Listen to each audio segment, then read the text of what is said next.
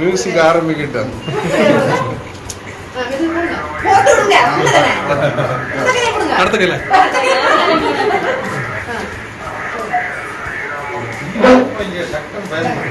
கன்னத்துல தேய்ச்சு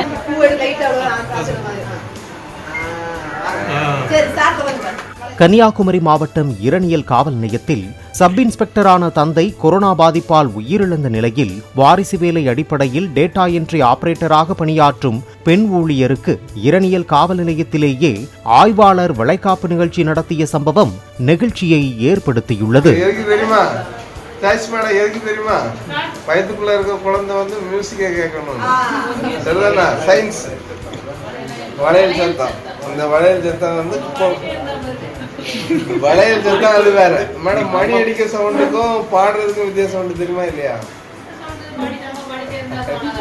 மணி கடிங்க தெரியல. சரிதானா?